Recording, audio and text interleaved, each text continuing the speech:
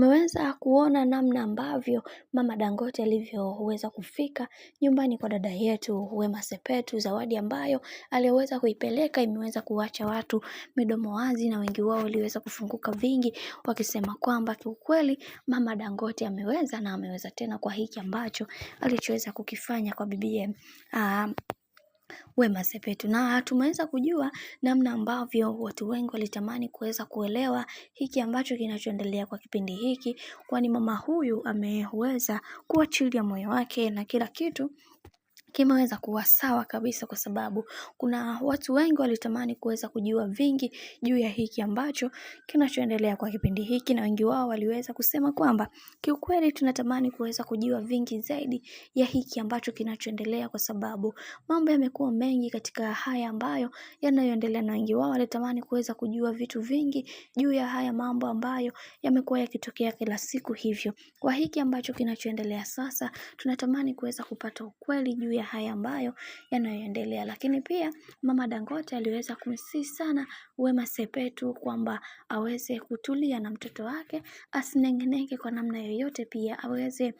kumlinda mtoto wake kwa namna yoyote ile ambayo anayoijua yeye, kwa sababu watu wapo kwa ajili ya kuweza kuangalia namna ambavyo mtoto huyu anavyotaka kulelewa. Na tumeweza kuona baadhi ya watu wengi waliweza kufunguka mengi zaidi, kisha wakasema kwamba kiukweli mtoto wa Wema Sepetu amekuja na baraka kubwa katika maisha. Lakini ndo kama hivyo, kadri siku zinavyozidi kwenda ndivyo mambo ambavyo yanavyozidi kuendelea katika maisha, na tumeweza kuona namna ambavyo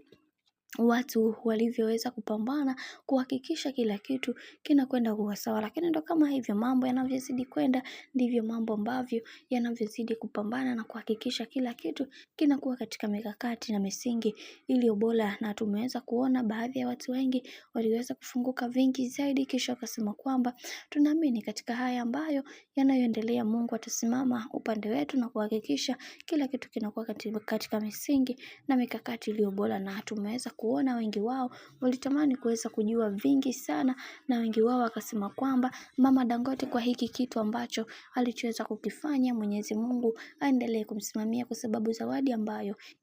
aliyoweza kuletewa ni zawadi ambayo ilifanya watu wengi kuweza kupigwa na butwaa, na wengi wao waliweza kuzungumza mengi wakisema kwamba Mungu aendelee kusimama nasi kuhakikisha kila kitu kinakwenda kuwa sawa, kwa sababu watu wengi hawaamini kwenye kile ambacho wanachokiamini, na wengi wao walitamani kuweza kujua vingi, kisha wakasema kwamba Mungu aendelee kusimama nasi na kuhakikisha kila kitu kinakuwa katika mikakati na misingi iliyo bora zaidi.